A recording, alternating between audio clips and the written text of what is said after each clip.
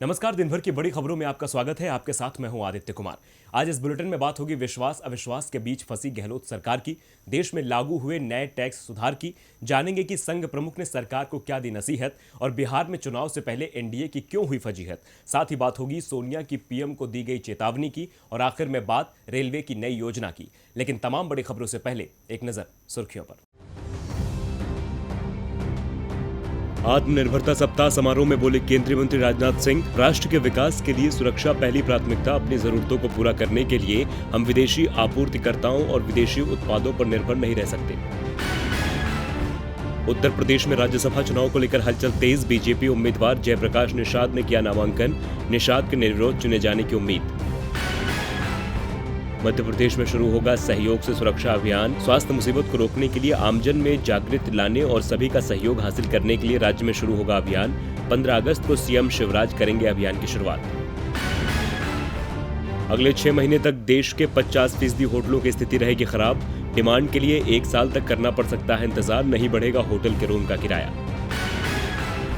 हफ्ते के चौथे कारोबारी दिन गिरावट के साथ बंद हुआ शेयर बाजार। सेंसेक्स 59 अंक नीचे 38,310 पर हुआ बंद। वहीं निफ्टी 8 अंकों की गिरावट के साथ 11,300 पर हुआ बंद। सुर्खियों के बाद अब बात आज की सबसे बड़ी खबर की। राजस्थान में सचिन पायलट की कांग्रेस में वापसी हो चुकी है। गहलोत और पायलट के बीच मुलाकात भी हुई, जिससे कांग्रेस एक बार फिर मजबूत हो गई है। लेकिन कांग्रेस की राह पर अड़ंगा लगाने के लिए बीजेपी ने एक बड़ा कदम उठाया है, जिससे गहलोत अपने विधायकों की बाड़ाबंदी के लिए फिर मजबूत होते दिख रहे हैं। राजस्थान में चल रही राजनीतिक हलचल पर आज चर्चा के लिए हमारे साथ मौजूद है राजीव जी। लेकिन उससे पहले एक नजर इस रिपोर्ट पर। राजस्थान विधानसभा का सत्र 14 अगस्त से शुरू हो रहा है और इसके लिए विधायकों के जयपुर पहुंचने का सिलसिला तेज हो चुका है। अधिकांश विधायक जयपुर पहुंच भी चुके हैं। विधानसभा सत्र शुरू होने से पहले सबसे बड़ा सवाल ये बना हुआ है कि क्या सीएम अशोक गहलोत विधानसभा में विश्वास प्रस्ताव लाएंगे, क्योंकि ये कहा जा रहा था कि गहलोत सरकार ने यह सत्र बुलाया ही इसलिए था कि सदन में विश्वास प्रस्ताव लाया जाए, ताकि सचिन पायलट और उनके समर्थक 18 विधायकों को अयोग्य घोषित कराया जा सके। लेकिन पायलट कैंप अब फिर सरकार के साथ है, तो इस अविश्वास प्रस्ताव की जरूरत ही नहीं रह गई है। विश्वास प्रस्ताव का ये सवाल सुप्रीम कोर्ट में भी उठाया गया। दरअसल राजस्थान में बहुजन समाज पार्टी के 6 विधायकों के कांग्रेस में शामिल होने के मामले में हाई कोर्ट के साथ ही सुप्रीम कोर्ट में भी सुनवाई चल रही है। सुप्रीम कोर्ट ने पूछ लिया कि जब मामले की सुनवाई हाई कोर्ट कर रहा है तो हम इसे क्यों सुने, जिस पर बीजेपी का पक्ष रख रहे वकील सतपाल जैन ने कहा कि कल यानी 14 अगस्त से विधानसभा का सत्र है। ऐसे में बीएसपी विधायकों को लेकर अभी फैसला जरूरी है। स्पीकर का फैसला पूरी तरह से गलत है। बीजेपी चाहती थी कि विश्वास प्रस्ताव पर वोटिंग से इन विधायकों को रोका जाए, लेकिन सुप्रीम कोर्ट ने उल्टा बीजेपी से ही सवाल पूछ लिया कि क्या राजस्थान सरकार 14 अगस्त को विश्वास मत पेश कर रही है। यदि सरकार का ऐसा कोई एजेंडा नहीं है तो तुरंत आदेश की जरूरत नहीं है, और कोर्ट को जवाब मिला नहीं। सरकार का कल विश्वास प्रस्ताव लाने का कोई एजेंडा नहीं है। इसके बाद कोर्ट ने बीएसपी विधायकों के मामले पर तत्काल फैसला देने से मना कर दिया, यानी विश्वास प्रस्ताव पर सस्पेंस बना हुआ है। लेकिन बीजेपी ने इस सस्पेंस को खत्म करने का ऐलान कर दिया। राजस्थान विधानसभा में विपक्ष के नेता बीजेपी विधायक गुलाब चंद कटारिया ने ऐलान किया कि कल बीजेपी सदन में गहलोत सरकार के खिलाफ अविश्वास प्रस्ताव लेकर आएगी। यानी साफ है कि गहलोत विश्वास प्रस्ताव लाएं या विपक्ष अविश्वास प्रस्ताव, दोनों ही सूरत में गहलोत को विधानसभा में बहुमत साबित करना होगा। 200 सदस्यीय राजस्थान विधानसभा में बीजेपी के 72 विधायक हैं। उसकी सहयोगी आरएलएसपी के 3 विधायक को जोड़ दें तो ये संख्या 75 होती है। ऐसे में बीजेपी का अविश्वास प्रस्ताव गिरना तय माना जा रहा है। लेकिन अविश्वास प्रस्ताव की चर्चा के साथ ही सभी की नजरें एक बार फिर पायलट गुट के विधायकों पर टिक गई है। वैसे आज कांग्रेस विधायक दल की बैठक भी जयपुर में बुलाई गई, जिसमें कुछ विधायकों को छोड़कर सभी विधायक शामिल हुए। गहलोत भी पायलट के साथ अपने मतभेद दूर करने में जुटे हैं। ऐसे में सभी की नजरें कल से शुरू होने वाले राजस्थान विधानसभा सत्र पर टिकी हैं। सदन में कैसे बहुमत साबित करेंगे अशोक गहलोत। अब रुख करते हैं राजीव जी का। राजीव जी, बहुत स्वागत है आपका। धन्यवाद आदित्य। राजीव जी, राजस्थान में पायलट गुट की वापसी के बाद कांग्रेस मजबूत दिख रही है, लेकिन पार्टी में पायलट गुट के विधायक और गहलोत गुट के विधायक दोनों के बीच दूरियां साफ दिख रही हैं। बीजेपी इसका फायदा उठाना चाहती है और इसके लिए अब वो विधानसभा में अविश्वास प्रस्ताव ला सकती है। ऐसे में गहलोत के लिए विधानसभा में कितनी मुश्किलें आ सकती हैं? क्या विधानसभा सत्र बुलाने का उनका दांव उल्टा तो नहीं पड़ जाएगा? जी आदित्य, रहीमदास जी कह गए हैं कि रहीमन धागा प्रेम का मत तोड़ो चटकाए, टूटे से फिर ना जुड़े, जुड़े गांठ पड़ जाए। यानी आपसी संबंधों में एक बार तलखी आ जाए तो संबंध टूट जाते हैं, और अगर जुड़ भी गए तो भी मनमुटाव की गांठ बनी रहती है। राजस्थान में गहलोत गुट और पायलट गुट के विधायकों के बीच इस वक्त ऐसे ही मनमुटाव वाले संबंध आदित्य दिख रहे हैं। सचिन पायलट तो राहुल गांधी के दखल के बाद शांत पड़ गए हैं और अब अशोक गहलोत ने भी उन्हें प्रेम पूर्वक स्वीकार कर लिया है और ऐसा करना दोनों के राजनीतिक हित में भी था। लेकिन दोनों गुटों के विधायकों के लिए ये आकस्मिक बदलाव शायद इतना आसान नहीं था। इसीलिए खबरें हैं कि दोनों तरफ तल्खियां अब भी बरकरार हैं। भाजपा इसी बात का फायदा उठाने की फिराक में भी है आदित्य। कल के विधानसभा सत्र में अगर भाजपा अविश्वास प्रस्ताव लाती है तो ये तय मानिए कि वो बागियों के भरोसे सरकार गिराने की संभावनाओं को अब भी टटोल रही है। वैसे अशोक गहलोत के पास विधायकों की पर्याप्त संख्या है, इसीलिए आदित्य लगता तो यही है कि वो अपनी सरकार को बचा ले जाएंगे, लेकिन इसके बाद सत्ता के जो बचे हुए साल हैं उसमें उन्हें हर एक कदम फूंक फूंक कर रखना होगा, क्योंकि राजनीति की राह में धोखे की फिसलन जो है वो बहुत ज्यादा है। बहुत बहुत धन्यवाद राजू जी तमाम जानकारी के लिए। अब बढ़ते हैं अपनी अगली खबर की ओर। आज प्रधानमंत्री नरेंद्र मोदी ने देश के ईमानदार करदाताओं के लिए एक नया platform transparent taxation honouring the honest यानी पारदर्शी कराधान ईमानदार का सम्मान लॉन्च किया। इसमें 3 बड़े reform faceless assessment, tax payer charter और फेसलेस अपील शामिल हैं। तो और क्या कुछ खास है इस रिफॉर्म में, इस रिपोर्ट में देखिए। ईमानदार टैक्स पेयर्स को प्रोत्साहन और कर प्रणाली में पारदर्शिता बढ़ाने के लिए प्रधानमंत्री नरेंद्र मोदी ने आज एक खास प्लेटफॉर्म की शुरुआत की। इस प्लेटफॉर्म का नाम है ट्रांसपेरेंट टैक्सेशन, जो 21वीं सदी के टैक्स सिस्टम की एक नई व्यवस्था है। इस मौके पर पीएम मोदी ने कहा कि आयकर विभाग को अब टैक्स पेयर के गौरव का खास ख्याल रखना होगा और संवेदनशीलता के साथ ध्यान रखना होगा। अब टैक्स पेयर की बात पर विश्वास करना होगा। डिपार्टमेंट उसको बिना किसी आधार के ही शक की नज़र से नहीं देख सकता। उन्होंने कहा कि नई व्यवस्था सीमलेस, फेसलेस और पेनलेस है। आपको बता दें कि इस नए टैक्स प्लेटफॉर्म के तहत करदाता को faceless assessment, tax payers charter और फेसलेस अपील की सुविधा मिलेगी। साथ ही अब टैक्स देने में आसानी होगी। तकनीक की सहायता से लोगों पर भरोसा जताया जाएगा। पीएम ने अपने भाषण में ये भी बताया कि 2012-13 में जितने टैक्स रिटर्न्स होते थे और उनकी स्क्रूटनी होती थी, वो आज उससे बहुत कम है, क्योंकि हमने टैक्स पेयर्स पर भरोसा किया है। अब ईमानदार का सम्मान होगा। एक ईमानदार टैक्स पेयर राष्ट्र निर्माण में भूमिका निभाता है। पीएम ने कहा कि आज से शुरू हो रही नई व्यवस्थाएं, नई सुविधाएं मिनिमम गवर्नमेंट मैक्सिमम गवर्नेंस को आगे बढ़ाती हैं और इससे सरकार का दखल कम होगा। आपको बता दें कि पीएम मोदी के नए प्रोग्राम का मुख्य फोकस इंडिविजुअल टैक्स पेयर्स यानी व्यक्तिगत आयकर दाताओं पर है। इसमें ईमानदार टैक्स पेयर्स को प्रोत्साहन मिलने की उम्मीद है। पिछले 3-4 हफ्तों में प्रधानमंत्री कार्यालय की देश के टैक्स अधिकारियों से कई दौर की बैठक में फेसलेस असेसमेंट और पारदर्शिता आदि को लेकर चर्चा हुई है। देश की कई संस्थाएं इनकम टैक्स व्यवस्था को खत्म करने या ईमानदार करदाताओं को प्रोत्साहित करने की मांग करती रही हैं। बीजेपी नेता सुब्रमण्यम स्वामी तो इनकम टैक्स को खत्म कर देने की ही बात करते रहे हैं।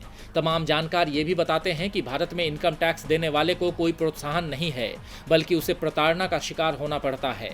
वहीं कई एक्सपर्ट्स ये मांग करते रहे हैं कि टैक्स पेयर्स को उसी तरह से कुछ खास सुविधाएं देनी चाहिए, जैसे कि कई विकसित देशों में मिलती हैं। जहां केंद्र की मोदी सरकार एक और टैक्स पेयर्स की मुश्किलें कम करने की कोशिश में लगी हुई है, तो वहीं दूसरी ओर खुद मोदी सरकार की आर्थिक नीतियों को लेकर मुश्किलें खत्म होने का नाम नहीं ले रही हैं। विपक्ष तो सरकार को घेर ही रहा है, अब उसके सहयोगी भी इससे परेशान दिख रहे हैं। संघ प्रमुख मोहन भागवत ने तो सरकार की नीतियों पर सवाल ही उठा दिए हैं। एक रिपोर्ट देखिए। देश में स्वास्थ्य मुसीबत से पैदा हुई परेशानी के बीच पीएम मोदी ने आत्मनिर्भर अभियान की बात की और इसके साथ ही राहत पैकेज का भी ऐलान किया। पीएम के उस संबोधन के बाद से ही विदेशी वस्तुओं का बहिष्कार शुरू हो गया। सरकार की नीतियों को लेकर कई तरह के सवाल उठाए जा रहे हैं। भारत की आर्थिक स्थिति कैसे सुधरेगी, इस पर सरकार मौन व्रत धारण किए हुए है। रेटिंग एजेंसियां भी दावा कर रही हैं कि भारत मुश्किल दौर से गुजर रहा है और अभी और मुश्किलें आने वाली हैं। अब तो आरएसएस प्रमुख ने भी देश की आर्थिक स्थिति को लेकर सवाल खड़े कर दिए हैं। भागवत ने डिजिटल माध्यम से प्रोफेसर राजेंद्र गुप्ता की 2 पुस्तकों का लोकार्पण करते हुए कहा कि स्वतंत्रता के बाद देश की जरूरतों के अनुरूप आर्थिक नीति नहीं बनी और दुनिया में स्वास्थ्य मुसीबत के अनुभवों से स्पष्ट है कि विकास का एक नया मूल्य आधारित मॉडल आना चाहिए। साथ ही मोहन भागवत ने कहा कि स्वदेशी का अर्थ जरूरी नहीं कि सभी विदेशी उत्पादों का बहिष्कार किया जाए। स्वतंत्रता के बाद जैसी आर्थिक नीति बननी चाहिए थी वैसी बनी नहीं। आजादी के बाद पश्चिमी देशों का अनुकरण किया गया और रूस से पंचवर्षीय योजना ली गई, लेकिन अपने लोगों पर ध्यान नहीं दिया। अपने देश में मौजूद अनुभवी ज्ञान को बढ़ावा देने की जरूरत है। हमें इस बात पर निर्भर नहीं होना चाहिए कि हमारे पास विदेश से क्या आता है, और यदि हम ऐसा करते हैं तो हमें अपनी शर्तों पर करना चाहिए। विदेशों में जो कुछ है उसका बहिष्कार नहीं करना है, लेकिन अपनी शर्तों पर लेना है। संघ प्रमुख का इशारा साफ है कि सरकार अर्थव्यवस्था के सुधार के लिए कोई कदम नहीं उठा रही है, बस केवल इधर उधर की चीजों पर ध्यान दे रही है। अब देखना होगा कि संघ प्रमुख की बातों को मोदी सरकार किस तरह से लेती है और देश की आर्थिक स्थिति को सुधारने के लिए क्या कदम उठाती है। केंद्र की एनडीए सरकार की नीतियां संघ को भी पसंद नहीं आ रही हैं। संघ प्रमुख सरकार को नसीहत दे रहे हैं। वैसे नसीहतें तो बिहार एनडीए में भी गठबंधन के सहयोगी एक दूसरे को दे रहे हैं।